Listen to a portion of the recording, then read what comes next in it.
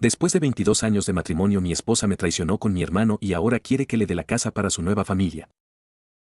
La mañana en que mi hijo mayor, Daniel, de 14 años, se sentó frente a mí en la mesa del desayuno, noté algo extraño en sus ojos. No era la típica mirada de adolescente somnoliento. Había una sombra, una incomodidad palpable que me revolvió el estómago. Papá, comenzó, su voz apenas un susurro que tuve que pedirle que repitiera. Necesito contarte algo que vi. Mi café se enfrió mientras escuchaba, incrédulo, como las palabras de mi propio hijo destrozaban mi mundo de 22 años. Había visto a su mamá, mi esposa, en actitudes comprometedoras con mi hermano, su tío, en varias ocasiones. Mi cerebro se negó a procesarlo. No, esto no podía ser. No después de tantos años, 2 hijos maravillosos, una vida construida ladrillo a ladrillo, sueño a sueño.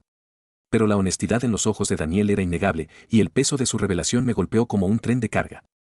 No eran rumores, no eran chismes de vecinos. Era la verdad, pronunciada por la voz inocente y herida de mi propio hijo. En ese momento, sentí que una parte de mí moría, dejando un vacío helado donde antes había confianza y amor.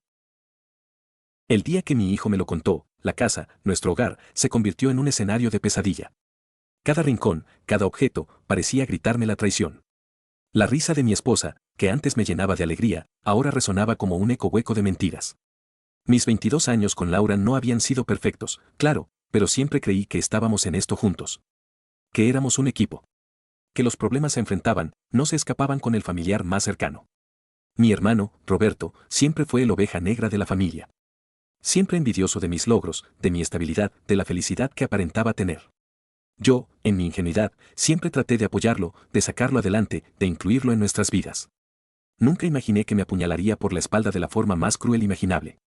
La ira y el dolor se mezclaron en mi pecho, formando un nudo que me impedía respirar. ¿Cómo pudieron hacerme esto? ¿Cómo pudieron ser tan crueles, tan desalmados? Me preguntaba si realmente los conocía, si alguna vez los había conocido de verdad. Mis recuerdos de Laura, de sus promesas, de sus caricias, se tiñeron de una amarga ironía. ¿Fue todo una farsa? ¿Fui un tonto por creer en nuestra familia, en nuestro amor? Esa misma tarde confronté a Laura. Sus ojos esquivos, su voz temblorosa, la forma en que evitaba mi mirada, lo confirmaron todo antes de que dijera una sola palabra. No hubo negación, no hubo arrepentimiento genuino. Solo una fría y calculada justificación. Ya no soy feliz contigo, Carlos. Esto ha estado pasando desde hace tiempo. Mis oídos zumbaban. ¿Desde hace tiempo? ¿Cuánto tiempo? Mientras cenábamos en familia, mientras dormíamos en la misma cama, mientras hacíamos planes para el futuro. La revelación de que mi propio hermano era el causante de esta destrucción era un golpe adicional que me dejó sin aire. Él, a quien yo había ayudado en innumerables ocasiones, a quien le presté dinero sin esperar un centavo de vuelta, a quien defendí de los juicios de nuestra propia madre. Él, mi hermano de sangre, se había convertido en mi verdugo, seduciendo a mi esposa y destrozando mi familia. Sentí una náusea profunda. No podía creer que mis 2 personas más cercanas hubieran conspirado a mis espaldas, riéndose quizás de mi ceguera. La discusión escaló. No grité, no levanté la voz, pero mi dolor era una espada afilada que cortaba el aire. Ella empacó sus cosas esa misma noche, sin una lágrima, sin una despedida real para los niños, que la miraban con ojos confundidos y asustados. Se fue. Se fue con él. Y se llevó una parte de mi alma con ella, dejando un vacío que creí que nunca podría llenar.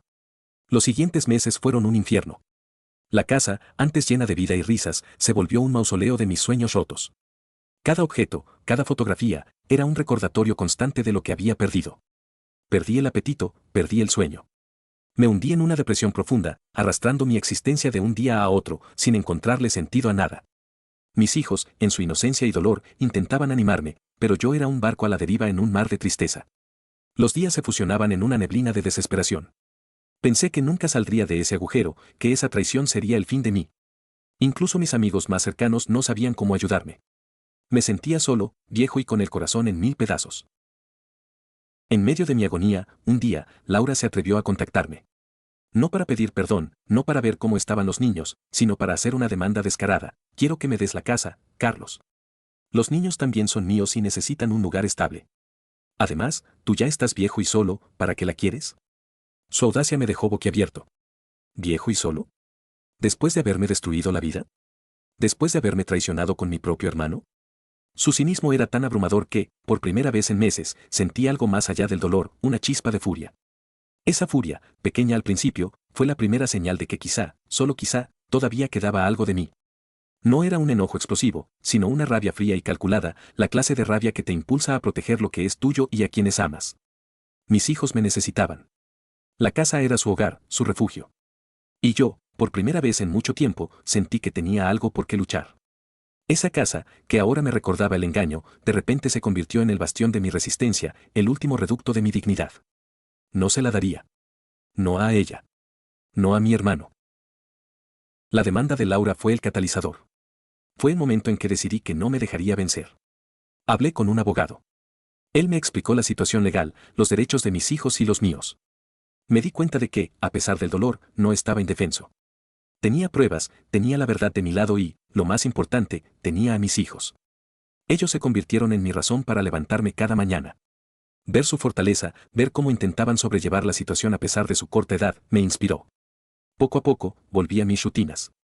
Volví a trabajar, a cuidar de la casa, a preparar las comidas, a escuchar sus historias. La presencia de Daniel y Sofía, mi hija menor, llenaba la casa con una calidez que Laura y Roberto nunca podrían apagar. Ellos, con su amor incondicional, me recordaron que no estaba solo, que mi familia, mi verdadera familia, aún estaba conmigo. Comencé a ver la casa no como un símbolo de mi tragedia, sino como un lienzo en blanco para construir una nueva vida, una vida de resiliencia y esperanza. El proceso legal fue tedioso y doloroso. Laura y Roberto intentaron de todo para quitarme la casa, para difamarme, para pintarme como el villano. Pero mi abogado fue implacable. La verdad, aunque dolorosa, salió a la luz. Los jueces escucharon mi historia, la historia de mis hijos. La justicia, aunque lenta, se inclinó a mi favor. La casa se quedó conmigo. Fue un triunfo agridulce, sí, porque la victoria no podía borrar la cicatriz de la traición, pero fue un triunfo al fin y al cabo. Un triunfo de la dignidad sobre la desfachatez, de la lealtad sobre la hipocresía. Mientras tanto, la relación de Laura y Roberto se desmoronaba. Lo que había empezado como un apasionado romance ilícito, pronto se convirtió en un nido de recriminaciones y peleas constantes. Ella, que había dejado una casa en propiedad por un amor prohibido, se encontró viviendo en un departamento rentado, en constante conflicto con el hombre por el que había sacrificado todo. Hoy, miro hacia atrás y me cuesta reconocer al hombre destrozado que fui hace un tiempo. La casa es mía. Mis hijos me respetan y me aman más que nunca. Hemos creado un nuevo hogar, lleno de risas, de apoyo, de una paz que creí perdida para siempre. Laura y Roberto, por otro lado, siguen en su departamento, con su relación fracturada y llena de arrepentimiento. Las noticias de sus constantes peleas y su infelicidad me llegan de vez en cuando, no por maldad, sino como un eco de las consecuencias inevitables de sus actos. El karma, pensé, siempre encuentra su camino. No siento rencor, solo una profunda gratitud por haberme levantado, por haber reconstruido mi vida y por haber encontrado una fuerza que no sabía que poseía. No soy viejo y solo. Soy un padre, un sobreviviente, un hombre que ha aprendido que las heridas del corazón pueden sanar y que la verdadera familia es aquella que te sostiene cuando el mundo se desmorona. Y así, en mi hogar, con mis hijos, encontré la verdadera victoria.